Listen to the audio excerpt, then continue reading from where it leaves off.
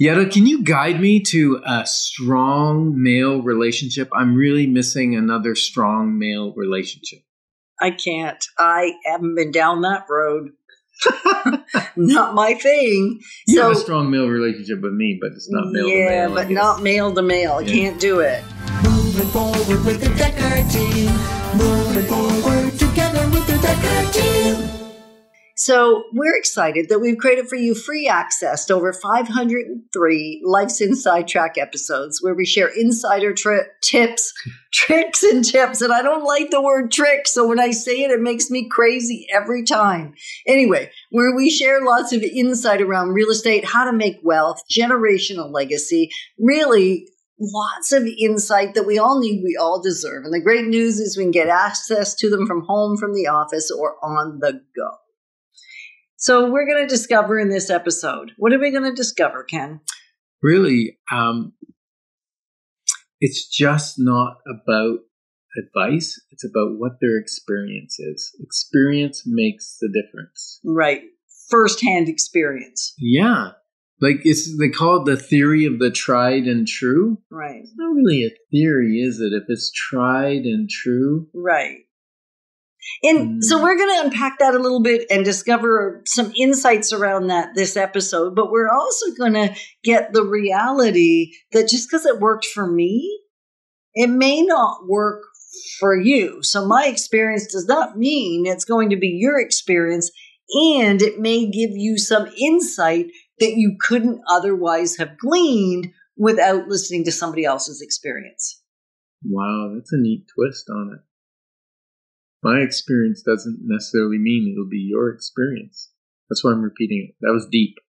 That was deep? Yeah, because even if, let's say we're talking relationship, marital relationship, our experience may not be someone else's experience because they're different people. And even though we may give them what worked for us, it may or may not work for them. Kind of like our yield bottle where we spray each other with water if we trigger and react incorrectly.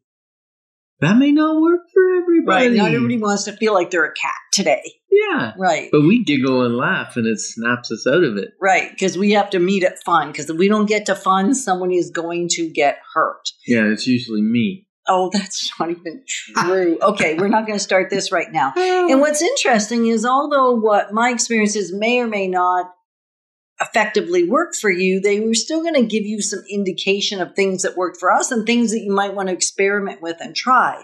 The thing that we're going to caution you with, and because it's been our learning, because in the past I would take counsel from people or advice or hire a guide, even a coach, but they'd maybe had, and there's nothing wrong with this per se, but they may have had numerous marriages and they're telling me, and I can remember one very specifically, she said, stop expecting him to change. You can't expect something to work differently than it's worked for 40 years. That's just not truth. That can't happen.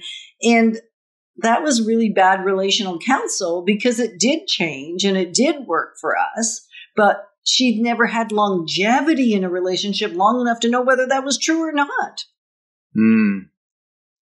Yeah, I think she was on her third marriage. Yeah, third or fourth. Yeah. So, yeah, like someone that's had 3 or 4 marriages, they typically know what doesn't work. Like so clued into that, right? But if I want a long and stable marriage, I might just want to go to somebody that has sage and has been married for a long time happily. Right. And it doesn't matter. We don't want to belabor the marriage conversation, but we're saying in anything. If you're going to a business coach that's maybe had 6 or 7 careers or even 3 or 4, and you want to figure out how to navigate through a long-standing business experience. You don't want a lot of careers in your lifetime. You want to stay with one. You might want to get some of the insight and guiding from somebody that's been on a similar path. Mm-hmm. Or let's say you're struggling with your relationship with your mother or your sibling or your child. It would be great to have someone help you who maybe went through similar experience. That's the tried and true. and has come out the other side with a great relationship with that person. Right. And even your relationship with money. Like, we're talking more people relationship here, but I can't help myself. But why are you laughing? I'm laughing because you went to business relationship and then now you're on the money relationship. It's kind of funny. It's a relationship show, but I love where you're going. You're going down tangents. This is good. Tangents is a math thing, by the way. Okay. So in relation to money, the relationship we have with money actually affects the relationship we have with people.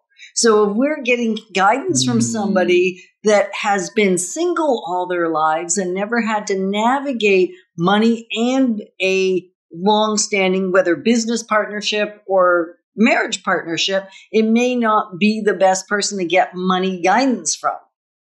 Right. Did you like how I managed to spin that around to make sense? And I was talking with a client the other day, and they were talking about giving away too much money to people who are in need.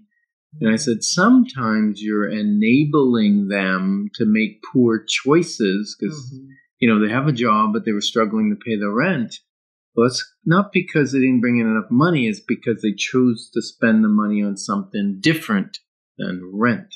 Right. So you want a guide that has, as we talked about previously, that has similar core values. Because if you believe that you should just help people because they need help, but not be responsible for the way you give the help, then that's not going to fit with you if you see it differently.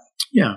And then I would like to say, you want to pick someone that's the same, and this is difficult, the same in their house as they are in the outside. And that's one thing that many people who have joined us in our home and our family relationships, and the way we connect with people, they've said, wow, you know what? It's identical at home as it is when you talk. In other words, your shoe in your tongue in your shoe matches the tongue in your mouth. And recently we had a little struggle. We had a blip in our relationship. Not that, let me say that properly. We had a disagreement and it got heated and went the wrong direction for, about a day or so. And it was funny because you reached out to one of your friends. Right. So I was actually doing a weekly book club that I'm part of. And so we always start with, before we go on air, we start with our celebrations and our wins and what's working for us so that it moves us forward. And so I knew it was my turn and I thought, it's been a rough weekend. This is Monday morning, and Sunday and Saturday were a little intense and probably the roughest we've had in a while. And so I thought, what on earth? How on earth am I going to say this and still move forward? So I simply said, Ken and I discovered many, many more things that don't work relationally for us. And she started howling. And later that day, because I understood what I was doing, I did it with intention. I called her and I said, you didn't seem worried. Like, you didn't come alongside. You didn't call me and say I was okay. You didn't check in. And she goes, I knew, based on knowing how you work through things, you two, that you were going to be better than ever. Just give it a little bit of time. And so working with somebody that, as a guide, that has resiliency, where you want resiliency, is an important, essential element. Thanks for the privilege of growing alongside with you, because we're passionate about all of us being positioned for generational legacy. Moving forward with the Decker